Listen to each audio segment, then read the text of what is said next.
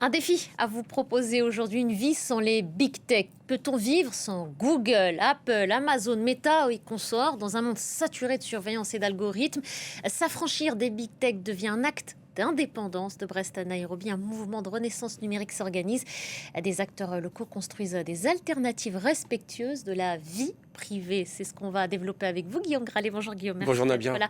Commençons d'abord par un peu de contexte qui a une influence sur notre vie numérique. Les tensions entre les États-Unis et l'Europe, et elles atteignent un seuil critique. Oui, en fait, ce dont on se rend compte aujourd'hui, c'est que 70% des données qu'on appelle très essentielles de notre pays, elles sont hébergées sur des plateformes américaines. Et le Cloud Act américain, vous savez, qui date de 2018, permet à Washington d'accéder à toutes les données européennes qui sont stockées sur des serveurs américains, y compris en Europe. Alors, le retour de Donald Trump à la Maison-Blanche en janvier 2025 a ravivé les craintes, notamment sur les menaces tarifaires lors de la crise du Groenland. On s'est rendu compte, en réalité, que l'accès aux infrastructures numérique américaine pouvait devenir un levier géopolitique, qu'en réalité on pouvait tout perdre. Et c'est ce qui a motivé notamment la France à annoncer il y a quelques jours le remplacement de Microsoft Teams ou encore de Zoom par une solution nationale qui s'appelle Visio dans l'administration d'ici à 2027, et aussi de créer un observatoire de la souveraineté numérique. C'est en réalité voir si on est capable de résister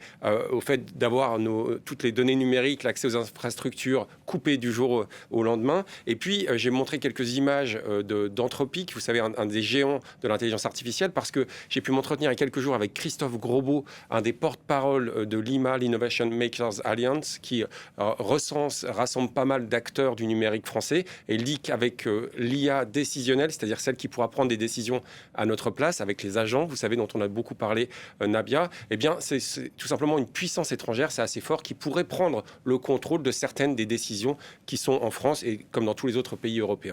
Alors comment est-ce qu'on peut communiquer sans se passer de certains services? On va en nommer quelques-uns, des services très répandus comme WhatsApp ou encore Gmail. Oui, alors la bonne nouvelle, Nabia, c'est qu'il y a beaucoup d'autres acteurs indépendants qui essayent de se faire connaître. Alors, c'est pas forcément évident parce qu'ils sont souvent beaucoup plus petits, mais c'est pour ça qu'on trouvait important d'en parler ensemble, Nabia. Il y a par exemple PeerTube, c'est une alternative à YouTube qui est hébergée en local, qui est portée par Framasoft. Du côté de la Bretagne, on a un acteur qui s'appelle Tribal qui propose une messagerie chiffrée de bout en bout avec des serveurs hébergés localement sans tracer les métadonnées. Mailo, un autre serveur mail européen, lui aussi hébergé en France. Très intéressant aussi la messagerie de Proton Mail. Là, on est en Suisse et c'est là aussi une messagerie chiffrée de bout en bout. Ça, c'est très important. Et puis, j'ai voulu faire un tout petit focus sur une messagerie qui s'appelle Element, qui est basée sur le protocole Matrix. C'est un standard ouvert pour la communication en temps réel.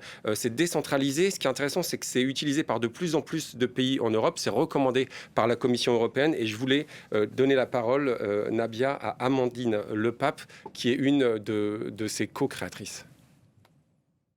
Matrix est un protocole qui permet aux applications de messagerie d'être interopérables, c'est-à-dire que l'utilisateur peut choisir le fournisseur chez qui il crée son compte, puis là où les applications qu'il préfère pour y accéder, comme pour l'email. Aujourd'hui, Element en particulier et Matrix en général sont principalement utilisés par les gouvernements comme alternative souveraine à Teams et WhatsApp. C'est notamment le cas de la France avec Chat ou l'Allemagne, mais aussi la Suède, le Luxembourg ou la Belgique. Et tous peuvent communiquer entre eux. Element est accessible au grand public et chacun est libre de créer un compte sur le serveur gratuit matrix.org ou choisir un autre fournisseur. Il y a également des smartphones qui permettent de se passer d'Android, Guillaume. Oui, on avait déjà parlé du Fairphone. Vous savez, c'est un téléphone qui est inventé en Europe, inventé aux Pays-Bas et surtout qui est livré avec un tournevis pour qu'on puisse le réparer soi-même, qu'il fasse le moins appel aux terres rares et le moins de conflits possible dans le monde, le plus écolo possible. Mais surtout, il y a eu un accord très intéressant entre un acteur français qui s'appelle Murena, qui a été co-créé par Gaël Duval, et pour populariser ce Fairphone, Gaël Duval avec Murena, eh bien, il a noué d'autres accords avec Hero notamment. L'idée, en réalité, c'est de développer une gamme de téléphones, de tablettes avec iOS. C'est son propre système d'exploitation qui doit protéger les utilisateurs de la collecte des données personnelles et professionnelles. Et surtout, Murena veut développer une suite numérique qui permet justement de remplacer les grands de la tech, d'avoir tous les outils bureautiques, bref, d'avoir une vraie solution souveraine. Je vous propose d'écouter aussi Gaël Duval, donc à l'origine de Murena. Un smartphone Murena, c'est quoi?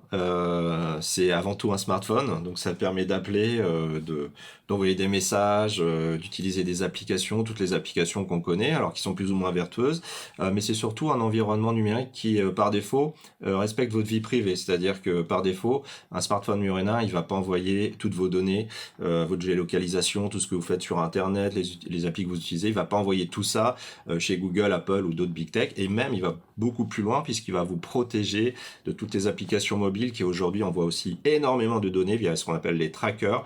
Et ça, c'est quelque chose de totalement unique et qu'on a développé, qui est dans iOS. Voilà, le système d'exploitation qu'on a développé et qui permet de bloquer en fait tous les trackers applicatifs qui représentent vraiment une somme colossale d'informations qui sont envoyées en permanence.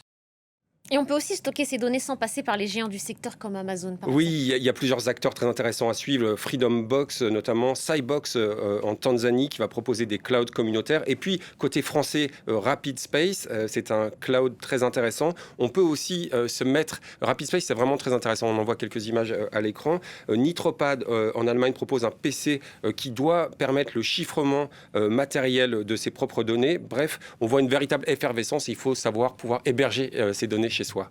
Et puis d'un mot, on peut aussi jouer en encourageant des studios indépendants. Oui, c'est ça, c'est que j'ai voulu donner quand même une bonne nouvelle, c'est on l'avait vu à travers un jeu vidéo de Montpellier qui avait fait beaucoup, qui avait susciter une curiosité et beaucoup d'admiration au niveau mondial. C'est aussi le cas du jeu que l'on voit à l'écran qui s'appelle Cairn. C'est une simulation d'escalade réaliste. En fait, chaque ascension est un défi physique. Ça s'appuie en réalité sur des conseils de plusieurs alpinistes comme Elisabeth Revol. Et surtout, c'est né à Montpellier dans un de ces petits studios qui rappelle que la créativité française, européenne, africaine, moi j'adore aussi tout ce qui se fait du côté de Orion au Cameroun par exemple, elle peut encore éclairer, impressionner le monde entier. Bref, il n'y a pas de fatalité. On peut s'appuyer sur d'autres acteurs du numérique.